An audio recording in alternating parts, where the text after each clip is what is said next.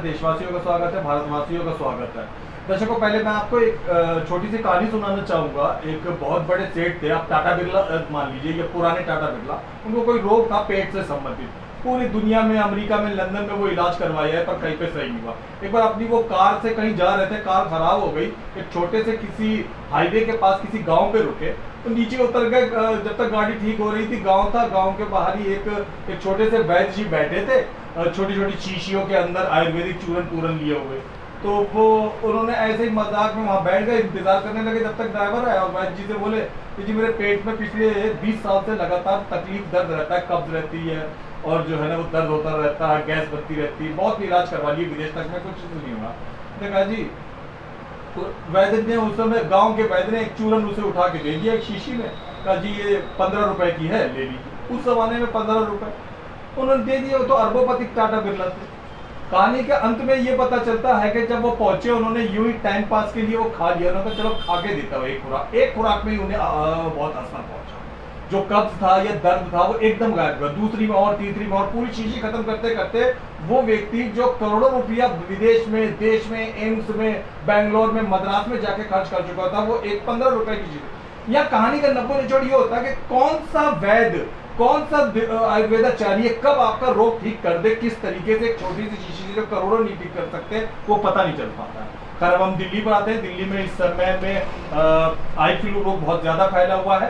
भारत सरकार ने गाइडलाइन जारी कर दी है और लगभग देश के वो विभिन्न राज्यों में, पूरे देश में लगभग फैलता चला जा रहा है। दिल्ली में भी उसके रोग है। दिल्ली में हम मौजूद है नागलोई में, नागलोई में भी हम मौजूद है डॉक्टर साहब के पास, डॉक्टर उत्तम सिंह के पास में। आइए इन्हीं से बात करते हैं। ताज़ा खबर के माध्यम से आप लोगों से संपर्क हो पा रहा है, इसके लिए ताज़ा खबर का बहुत बहुत धन्यवाद करता हूँ। मेरा नाम उत्तम नाथ है और नागलोई धर्म कल्याण में मेरा प्रयोगशाला है और मैं यहाँ पर आयुर्वेदिक जड़ी बूटी द्वारा लोगों का उपचार करता हूँ और सेवा में लगा हुआ हूँ मैं। डॉक्टर साहब, अब हम आई फ्लू की बात करते हैं। आजकल आई फ्लू बहुत फैला हुआ है, तो आपके अनुसार क्या करना चाहिए लोगों को? अगर वो आपके पास इलाज कराने आए तो कितनी जल्दी ठीक हो सकता है? आई फ्लू के लिए मेरे पास जो भी आते हैं, मैं उनको सबको सलाह देता हूँ, कोई दवाई की ज़रूरत नहीं है, बिना दवाई के ठीक हो सकते हैं। और इसके लिए एग्जांपल ये है, मैं जहाँ का रहने वाला हूँ, बचपन मेरा जहाँ गुजरा है, मैं आसाम का रहने वाला हूँ। अच्छा। वहाँ लगभग आसाम में कछार जिला सिलचर का रहने वाला हूँ। 1994 से दिल्ली में हूँ। हमारे यहाँ लगभग साल में 12 महीना बारिश होता है लगभग। तो हमारे यहाँ जो बारिश होने की वजह से आई फ्लू की जो बीमारियाँ ये हमेशा होता रहता है। अच्छा। हाँ जी। और हमने कभी दवाई नहीं ली है। अच्छा। हम क्या करते हैं, एक कांच के ग्लास में 1 गिलास पानी लेते हैं। ठीक है। और ये जो फिटकरी होता है, जी। उसको पानी में 3-4 बार घुमाते हैं जी। और उससे आग को धो लेते हैं। वो फिटकरी जो हम लोग शेविंग क्रीम वगैरह के लिए इस्तेमाल करते हैं। शेविंग क्रीम वाला से वो ठीक है, लेकिन उससे भी बेटर होता है जो साबुत वाला मिलता है, साबुत की पंसारे के पास जो पत्थर वाली शक्ल में, पत्थर वाले मिलता है, वो बेटर होता है। अच्छा। हम हमारे टाइम में ये जब हम छोटे छोटे थे उस समय, आजकल के जो शेविंग वाले मिल रहे हैं उस समय था ही नहीं। अच्छा। उस समय वो पत्थर वाली यूज होता था, कहीं भी नहीं था। एक तो ये फिटकरी पानी से आग धोए। दूसरी चीज़ हम ये करते थे, जैसे रात को सोते समय आग बंद करना है, आग बंद करने के बाद यहाँ पे सरसों तेल आग के अंदर नहीं डालते थे, बाहर ही लगा के सो जाते थे। अच्छा। और सुबह उठते जैसे कि आंखों की जितनी दिक्कत है सब ठीक हो जाते थे। और एक मैं नुस्खा बताना चाह रहा हूँ आँखों के लिए, जिनके आँखों में पुरानी दिक्कत है, वो रात को सोते समय मुंह धोने के बाद एक लौंग मुंह में रख के सो जाए और मुंह से जीभ का लार निकाल के वो आँख में डाले, आँखों की सारी समस्या खत्म हो जाता है। बहुत बढ़िया। और अभी मैं एक दवाई, आयुर्वेदिक दवाई में लोगों को लगाता हूँ रोज़ यहाँ फ्री में, कोई पैसे नहीं लेता। और चाहे काला मोतिया, चाहे सफ़ेद मोतिया, चाहे चश्मे का नंबर कुछ भी हो, जैसे कि आपने चश्मा लगा रखा है, अगर आपने 2.5 से 3 महीना इसको सुरमा की तरह लगाए तो आपके आंखों में चश्मा की जरूरत ही नहीं पड़ेगा। अच्छा। नंबर चाहे कोई भी है, चश्मा उतर जाएगा। और काला मोतिया, सफ़ेद मोतिया, आंखों में जितने समस्या सारे ठीक हो जाते हैं। ये मैं आजकल जो है रोज़ मेरे पास लोग आते हैं, लोगों को फ्री में लगाता हूँ। और ये 2 ml करीब 1000 लोगों का लग जाता है। ये मैं कर रहा हूँ फ्री सेवा।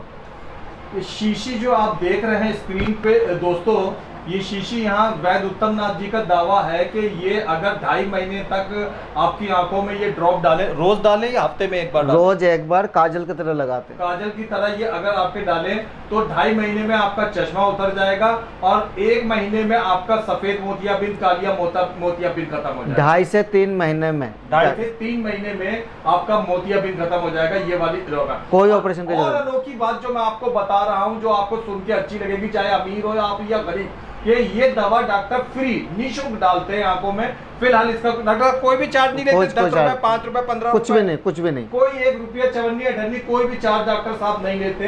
ये निःशुल्क, ये समाज सेवा के लिए, सोशल वर्क के लिए, लोगों की मदद के लिए, लोगों की आंखों की ज्योति बढ़ाने के लिए दी जाती है। जी डॉक्टर साहब क्या क्या खूबी है इसके अंदर में जो लोगों की चमत्कारिक रूप से आगे ठीक कर देती है?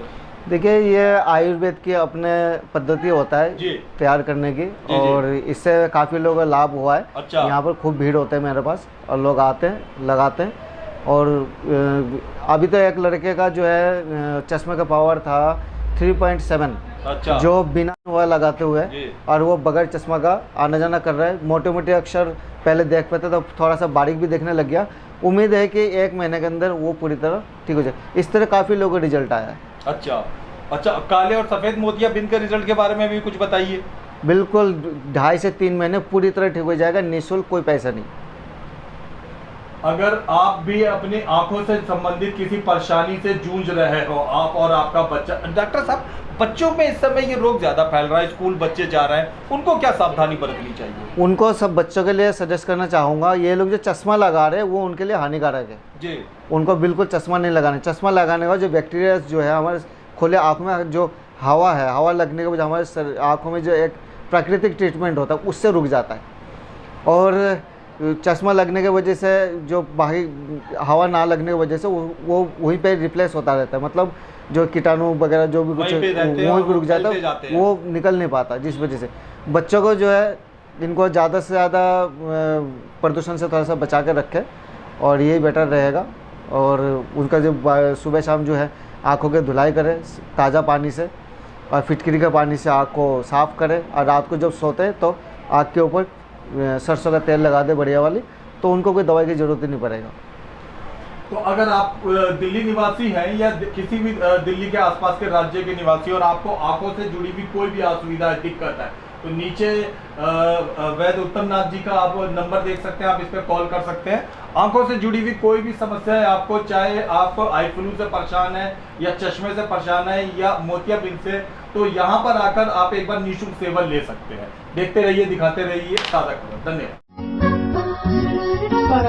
दिन की शुरुआत पूजा के साथ, स्वाद बेहतरीन, पूजा नमकीन, शुद्ध मूंगफली तेल से निर्मित, मजे से खाइए, शाम से खिलाइए पूजा नमकीन।